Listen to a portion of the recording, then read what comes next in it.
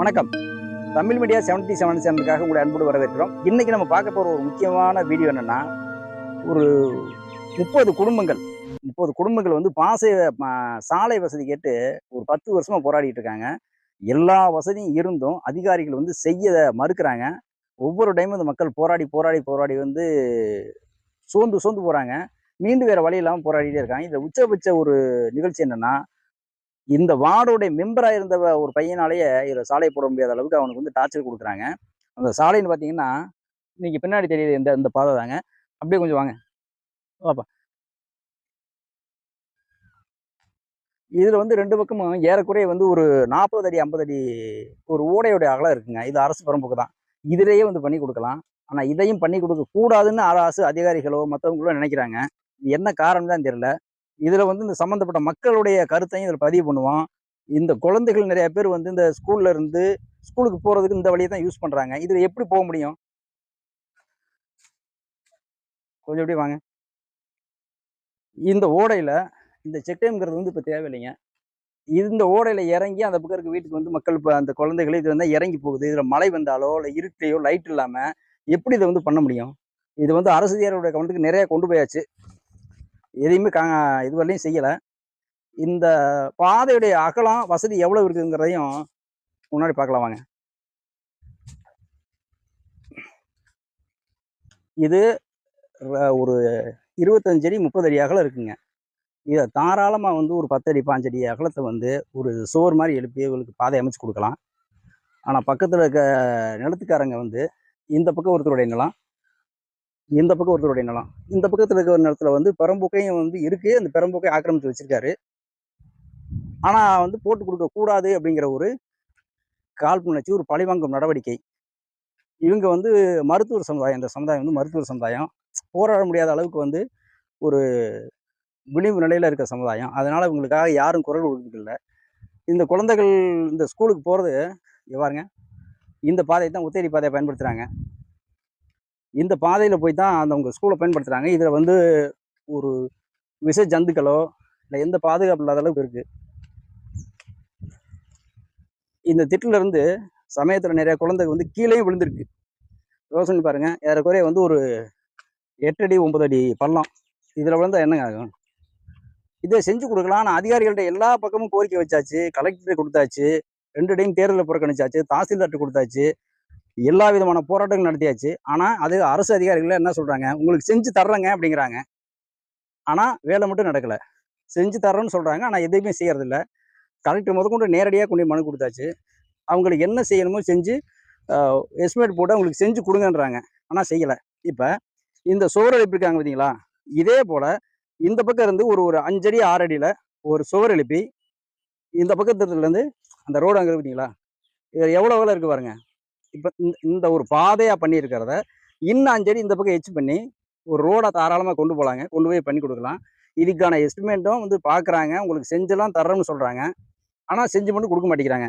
அரசு அதிகாரிகளுடைய மெத்தனை போக்குனால ஒரு அரசு வந்து நல்ல அரசா இருந்தாலும், ஆனால் அது எவ்வளவு பெரிய ஒரு மக்களை வந்து ஒரு பாதிக்கக்கூடிய விஷயமா இருக்குதுங்கிறத இன்னைக்கு முதல்வராக இருக்க மாண்புமிகு விஜய் அவர்களுக்கு இந்த வீடியோ வந்து கவனத்துக்கு கொண்டு போகிறோம். இதில் நிறைய அரசியல்வாதிகளுடைய தலையீடும் இருக்கு, அரசு அதிகாரிகளுடைய கவனக்குறைவும் இருக்கு. இந்த ஒத்தையடி பாதையை மட்டும் பயன்படுத்தணுங்கிற அவசியம் என்ன? இந்த மாதிரி ஒரு சுவர் எழுப்பி இதுக்கு தடுப்பணையை வச்சதை இதுல இருந்து இந்த பக்கம் இப்போ கீழே பாருங்க, ஒரு 6 அடி 7 அடியில் ஒரு திருப்பி தடுப்பு சுவர் ஒன்று எழுப்பி ஏன் சாலை வசதியை அமைச்சு கொடுக்க முடியாது? அதே போல இந்த பக்கம் இருந்து வர இந்த ஓடையில் இருக்க தண்ணி அரிப்புக்காக இந்த முன்னாடி இருக்க ஒரு பாலத்தையும் தண்ணி அரிச்சிருக்குது. அதையும் மனு கொடுத்துருக்கேன். எதுவுமே நடவடிக்கை எடுக்கல. இந்த வீடியோவை பார்த்ததுக்கு பின்னாடியாச்சும் முதல்வர் அவர்கள் நடவடிக்கை எடுப்பான்னு நாங்கள் நம்புகிறோம். இதுதான் இந்த குழந்தைகள் வர்றதுக்கான ஹை ஸ்கூலுங்க. இவ்வளோ பெரிய ஸ்கூலில் அந்த குழந்தை வர்றதுகளுக்கு எல்லாம் செஞ்சு கொடுத்த அரசு ஏன் இந்த குழந்தைகளுடைய இந்த பாதுகாப்பு கருதி இவங்களுக்கு மட்டும் செஞ்சு கொடுக்கல? பாப்பா இப்ப சொல்லுங்க. இப்ப உங்களுக்கு வந்து இந்த ஸ்கூல்ல இருந்து உங்க வீடு இந்த பக்கம் தான் இருக்குது இல்லைங்களா? இந்த ஓடையில இறங்கி தான் இந்த பக்கமா நடந்து போறீங்க. ஓடையில இறங்கி நடந்து போறீங்களா? எத்தனை வருஷமா அதே மாதிரி போறீங்க? இத்தனை வருஷம் ஒரு 5 6 10. நீங்க இப்ப ஸ்கூல் வந்து இப்படித்தான் போறீங்க. இது யாருக்காச்சும் இந்த ரோட்டுக்காக யாராச்சும் வந்து சொன்னாங்களா? யாரு வந்து ரோட்டுக்காக வந்து பார்த்தாங்களா? ரோடு சம்பந்தமா யாராச்சும் சொல்லியிருக்கீங்களா? சொல்லிருக்கோம். அவங்களும் வந்து பாத்துருக்காங்க. இன்னொரையும் போட்டே தரல. அப்படியா? சரி, இப்ப இந்த வீடியோ மூலமா நீங்க வந்து முதலமைச்சர் விஜய் சாருக்கு இந்த கோரிக்கை வைக்கிறீங்க. மதிப்புமிகு, மாண்புமிகு இந்த வீடியோ வந்து நமது ஜோசப் விஜய் அவர்களுக்கு சமர்ப்பணம். இந்த குழந்தைகளை ஒரு நிமிஷம் வந்து கண்டிருந்து பாருங்க. இந்த குழந்தைங்க வந்து இந்த ஆத்து ஓடையில இறங்கித்தான் இந்த பக்கம் அவங்க இருக்கிற ஒரு 30 வீடு இருக்குது. இந்த வீட்டுக்கு இந்த வழியா தான் போகணும். இந்த ஓடையில எப்ப வேணாலும் தண்ணி வரும். இடையில எந்த விதமான ஒரு ஒரு லைட் வசதியா எதுவுமே இல்லாத ஒரு இடம். இதுல வந்து எங்களுக்கு சாலை போட்டு கொடுக்கணும்னு ஒரு 6 வருஷமா வந்து கடுமையா போராடிட்டு இருக்காங்க. ஆனா எந்த விதமான தீர்வும் இல்ல. இதுக்கு பின்னாடியாச்சும் இந்த குழந்தைகளுடைய முகத்தை பாருங்க. அந்த குழந்தைகளுடைய நிலைமையை பார்த்தாச்சும் தயவு செஞ்சு மாண்புமிகு முதல்வர் அவர்களே இதுக்கு ஒரு நல்ல ஒரு நடவடிக்கை எடுங்க. மேலும் இந்த குழந்தைகளை இந்த இதுகளை பத்தி என்ன சொல்றாங்கிறதையும் வந்து உங்க வாயிலே சொல்லுங்க. நீங்க வந்து முதலமைச்சர் விஜய்க்கு வந்து இப்ப கோரிக்கை வைக்கிறீங்க இந்த வீடியோ மூலமா. என்ன சொல்றீங்க சொல்லிருங்க. பாவம் சின்ன பிள்ளைங்கலாம் பாதி பேர் இதுல விழுந்துருக்குங்க. மண்டையில எல்லாம் அடிபட்டு இருக்குங்க. அதுங்க பார்த்தாவே பாவமா இருக்கு. எங்களுக்கு சாலை வசதி மட்டும் போட்டு தாங்க ப்ளீஸ். விஜய் மாமா எங்களுக்கு ரோடு வசதி போட்டு தாங்க. நீங்க என்ன சொல்றீங்க? நீங்க சொல்லுங்க. இந்த வீடியோ வந்து இந்த கருத்து எல்லாமே வந்து நேரடியா விஜய்க்கு வந்து சமர்ப்பணம். நீங்க முதலமைச்சர் விஜய்க்காக இந்த வீடியோ நாங்க வந்து எடுத்துக்கிட்டு இருக்கோம். அவர் பார்வை கண்டிப்பா போகும். நீங்க சொல்றத நேரடியா வந்து முதலமைச்சருக்கு போறது மாதிரி சொல்லிருங்க. மழை வந்தா எங்களால அந்த பாலத்தை கடக்க முடியல. வலிக்கு கீழே விழுகிற மட்டும்தான் இருக்கு. ஆமாங்க. அது போல அந்த பாலத்தை பாத்தீங்கன்னா ஒரே நிமிஷம் இருங்க. இந்த பாலத்தை பாத்தீங்கன்னா இங்க பாருங்க. இதுல இந்த ஒரு கரை மாதிரி இருக்கிற இதுலதான் அந்த குழந்தைங்க நடந்து போய் ஸ்கூலுக்கு போகுதுங்க. இந்த ஓடையில எப்ப வேணாலும் தண்ணி வரலாம். இந்த பாதையை தான் அவங்க வந்து தற்காலிகமா யூஸ் பண்ணிட்டு இருக்காங்க. இதுல வந்து தாராளமா வந்து ஒரு 20 அடி 30 அடி வரலையும் வந்து பாத்தீங்கன்னா இங்க பாருங்க அகலமான வந்து ஒரு ஓடை இருக்குது. இதுல வந்து சர்வசாதாரணமா வந்து ஒரு 8 அடியிலிருந்து 10 அடிக்கு வந்து பாதை அமைச்சு கொடுக்கலாம். இதுல எந்த ஒரு பிரச்சனையா இருக்குன்னா இதுல சம்பந்தமே இல்லாம ஒரு இடத்துல வந்து செக் டேம் கட்டிருக்காங்க. இப்ப இந்த இடத்துல செக் டேமே தேவை கிடையாதுங்க. இந்த செக் டேமை கொண்டாந்து சம்பந்தம் இல்லாம இந்த இடத்துல வந்து கட்டுறாங்க. அவங்களுடைய பாதை வசதியை தடுக்கிறதுக்காகவும் இந்த பக்கமும் நிலத்தை ஆக்கிரமிச்சு வச்சுக்கிறாங்க. அதுக்காக நடவடிக்கை எந்த அதிகாரிகள் சொன்னாலும் எடுக்கிறது இல்லை. இந்த செக் டேம் வந்து இந்த இடத்துல தேவையே கிடையாதுங்க. இந்த செக் டேமை தாண்டி அந்த பக்கம் தெரியுது பார்த்தீங்களா வீடு, அதுலதான் அவங்க போகணும். இந்த குழந்தைகளுடைய நிலையும் அவங்களுடைய எதிர்கால நலனையும் கருதி அரசு நடவடிக்கை எடுக்கணும்னு வேண்டுறோம். மேலும் இவங்க இந்த மக்களுடைய கோரிக்கையும் இந்த வீடியோவில் பதிவு பண்ணுவோம். இப்போ மருத்துவர் காலனி பகுதியோட குடியிருப்பு பகுதிக்கு வந்திருக்கோம். இப்போ இந்த பார்க்குற இந்த இந்த ஒரு தற்காலிக சாலை அப்படிங்கிறது அவங்களுடைய பட்டா நிலத்துக்குள்ளே போட்டிருக்காங்க. இது வந்து ரயில்வே நிலத்தில் வந்து பயன்படுத்திகிட்டு இருக்காங்க. இது வந்து இந்த ரோடு போய் ரயில்வே நிலத்தை கிராஸ் பண்ணி போகணும். ஆனால் ரயில்வே நிலம் வந்து இப்போ அதை கட் பண்ணிட்டாங்க. இதில் இப்போ வந்து பாதை கிடையாது. இது அவங்களுடைய பட்டா நிலத்துக்குள்ளே சும்மா யூஸ் பண்ணிகிட்டு இருக்காங்க. இது வந்து நிரந்தர தீர்வு இல்லை. இப்போ மருத்துவர் காலனி பகுதியை சேர்ந்த ஒரு நண்பர் வர்றாரு. அவர்கிட்ட அதை பற்றி கேட்டுருவோம். இப்போ அப்படியே வாங்க, இந்த பக்கம் வாங்க.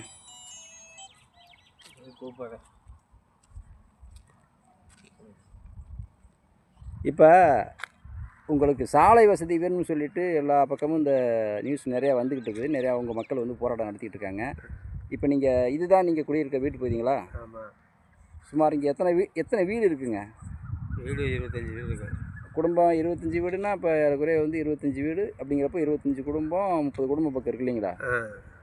இப்போ ஏடிஎம் மூலமாக நீங்கள் என்ன கோரிக்கை வைக்கிறீங்க சொல்லுங்கள். ரோடு நமக்கு வேணும் அங்கே பக்கத்தில். அப்படிங்களா? இப்போ ரோடு போடுறதுக்கான மனுக்கள் இதெல்லாம் அதிகாரிகளை பார்த்து கொடுத்துருக்கீங்க, செஞ்சுருக்கீங்க? எல்லாமே 10 வருஷமாக ஓடிட்டு இருக்குல்ல. அப்படியா? என்ன அதிகாரிகள் வந்து என்ன சொல்லியிருக்காங்க? இப்போ தான் இன்றைக்கி வரேன் நாளைக்கு வரட்டு போகிறாங்க, அவ்வளோதான் முடிஞ்சு போகுது. எதுவும் பண்ணுறதில்ல. ஆமாம். இப்போ நம்ம இந்த மருத்துவர் காலனி பகுதியோட மற்ற மக்கள்கிட்டையும் அவங்களுடைய கருத்தை கேட்டுருவோம். இதுதான் அவங்க குடியிருக்க பகுதியுடைய மொத்த வீடுகள். இப்போ சொல்லுங்கள், இந்த ரோடு சம்மந்தமாக நிறையா போராட்டங்கள், நியூஸுகள், ஆர்ப்பாட்டங்கள் நடந்துக்கிட்டே இருக்குது. இப்போ இந்த ரோட்டை பற்றி இந்த வீடியோ வந்து இப்போ சிஎம் விஜய்க்கு வந்து நாங்கள் வந்து கொண்டு சேர்க்கறதுக்காக இந்த வீடியோ வந்து எடுத்துகிட்டு இருக்கோம். இந்த வீடியோ மூலமாக இந்த ரோடு சம்மந்தமான தகவலை வந்து நீங்கள் என்ன சொல்ல விரும்புகிறீங்க சொல்லுங்கள். சொல்லுங்கள், இந்த ரோடு வந்து உங்களுக்கு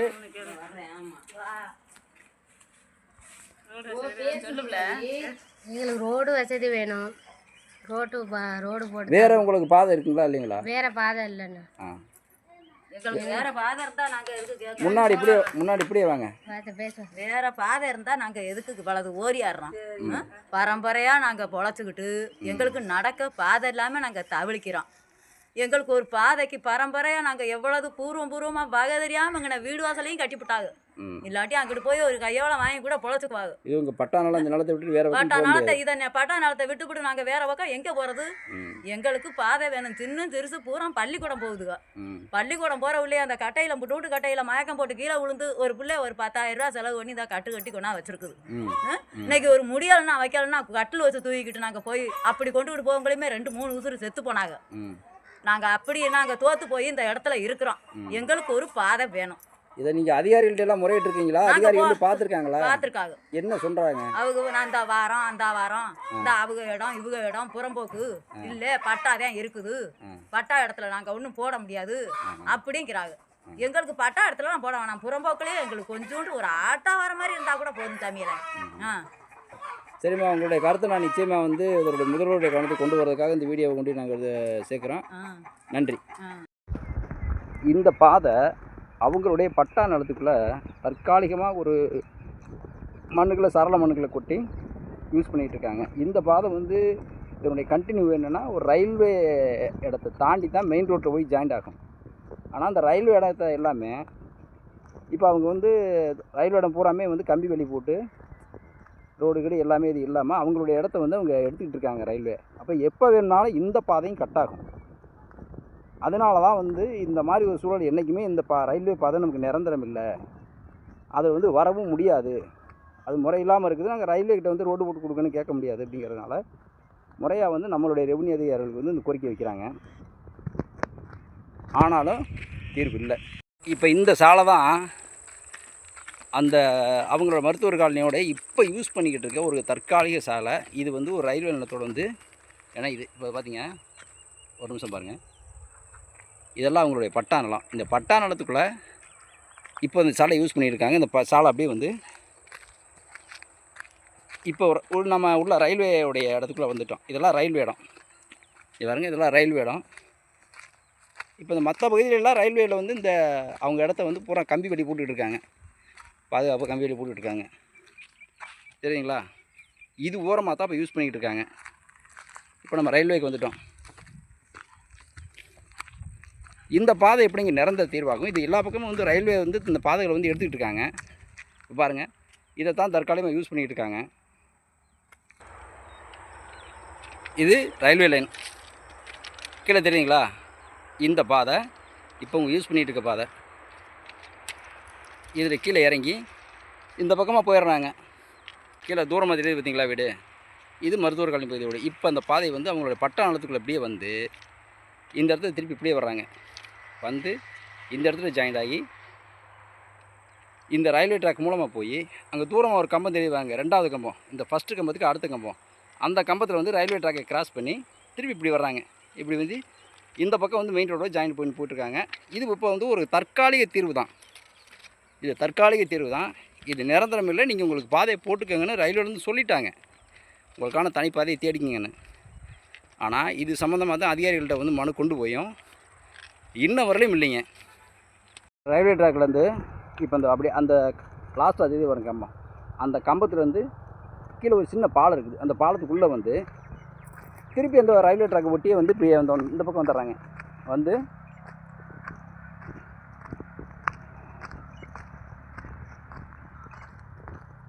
இதில் ஒரு மண் ரோடு தெரியுங்களா? அந்த பாலத்துக்குள்ளே இறங்கி இந்த மண் ரோட்டு வழியாக வந்து இந்த வழியாக போய் மெயின் ரோடு ஜாயிண்ட் ஆடுறாங்க. திண்டுக்கல் சென்னையுடைய தேசிய நெடுஞ்சாலை இதில் ஜாயிண்ட் ஆடுறாங்க. இதுதான் இப்போ தற்காலிகமாக இந்த நேரம் வரலையும் யூஸ் பண்ணிக்கிட்டு இருக்க ஒரு பாதை. இந்த இடம் எல்லாமே பார்த்திங்கன்னா ரயில்வேனுடைய இடம். நீங்கள் இந்த பார்க்குற இந்த இடம், இந்த இடம், இது எல்லாமே ரயில்வேக்கு சொந்தமான இடம்.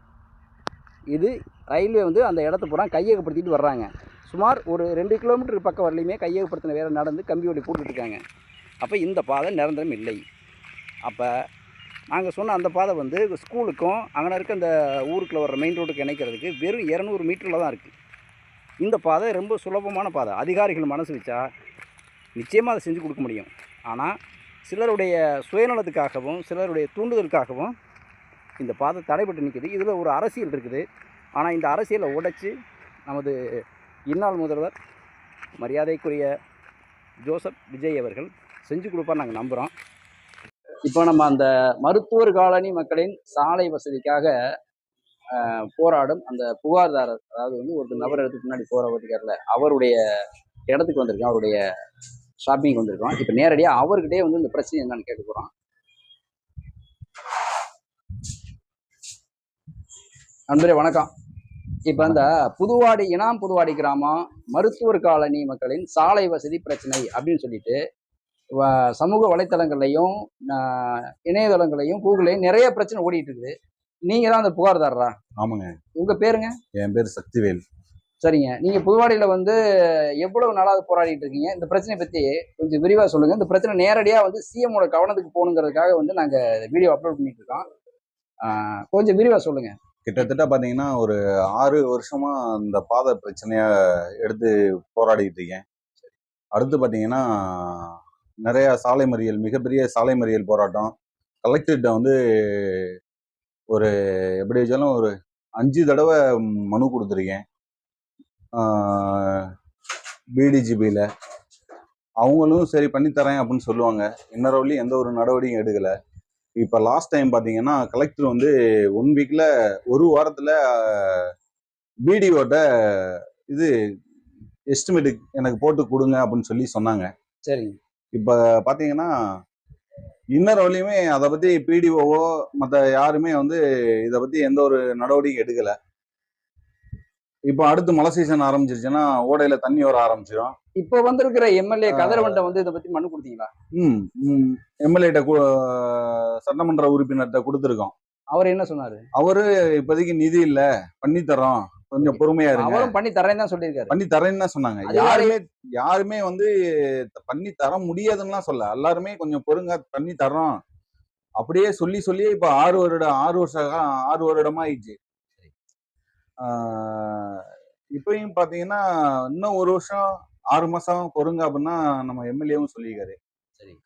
அது வரலையும் பாத்தீங்கன்னா பிள்ளைங்க எல்லாம் அந்த ஆத்து ஓடைக்கெல்லாம் நடந்து போகணும். அவன் நான் பார்த்தேன், அந்த ஓடைக்குள்ள இறங்கி தான் நடந்து போகுதுங்க. ஆத்து ஓடைக்கெல்லாம் போகணும். நைட்ல பாத்தீங்கன்னா பூச்சி, பாம்பு, விஷப்பூச்சி தொல்லை இதெல்லாம் இருக்கு. இதெல்லாம் கருத்துல வச்சுதான் பல வருடமா கிட்டத்தட்ட பாத்தீங்கன்னா 4 தலைமுறையா அந்த இடத்துல குடியிருக்கோம். சரி சரி.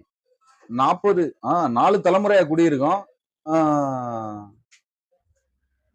15 வருஷமா ஊராட்சி மன்ற நம்ம மனு கொடுத்துருக்கோம், சொல்லியிருக்கோம். அவங்க எல்லாம் பண்ணித்தரேனே சொல்லுவாங்க.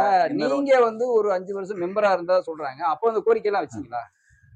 ஆமாங்க. இதுக்காண்டி தாங்க நான் இந்த பாதை விஷயத்துக்காண்டி தான் என் மக்கள்கிட்ட எல்லாம் பேசி ஒருங்கிணைச்சு வார்டு உறுப்பினரா வந்து பாத்தீங்கன்னா என்னை தேர்ந்தெடுத்தாங்க. ஆனா ஒரு வார்டு உறுப்பினரா இருந்து சொந்த வார்டு ஊருக்கே செய்ய முடியாத ஒரு துர்பாக்கிய நிலைமை உங்களுக்கு மட்டும் தான் ஏற்பட்டு இல்லையா? மற்ற மக்களுக்கு செய்யறாத உங்களுக்கே பண்ண முடியல. வீடியோல சொன்னா ரொம்ப மன வருத்தம் ஆயிரும், ரொம்ப மன கஷ்டமா நானும் ஆயிருவேன். இல்ல நீங்க உங்களுக்கான உரிமையை கேக்குறீங்க. சாலை வசதி வேணுங்கிறது ஒரு மக்களுடைய அடிப்படை உரிமை. இந்த வீடியோ வந்து மாண்புமிகு முதலமைச்சர் சிஎம் விஜய் அவர்களுக்கு போகணும்னு நாங்க வந்து அந்த ஒரு காரணத்துக்காண்டி இல்ல நீங்க வந்து கேட்டதுனால அதை சொல்றேன். இது வந்து மக்களால் தேர்ந்தெடுக்கப்பட்ட முதல்வர், அவங்க பார்த்து இதுக்கு ஒரு முடிவு தான் சொல்லணும். அதனாலதான் நீங்க வந்து வீடியோ எடுத்ததுனால நான் உங்களுக்கு சொல்றேன். முதல்வர் கவனத்துக்கு போகும் அப்படின்னு சொன்னதுனால நான் சொல்றேன். இல்லாட்டினா இவ்வளவு ஒரு பாரத்தை தூக்கிட்டு இவ்வளவு நாள் தெரிஞ்சேன், இன்னும் கொஞ்ச நாள் அப்படியே கொஞ்சம் போராடிட்டே இருக்கலாமே. நிச்சயமா இந்த வீடியோ முதல்வர் கவனத்துக்கு போகுங்க. நன்றி. ரொம்ப நல்லது.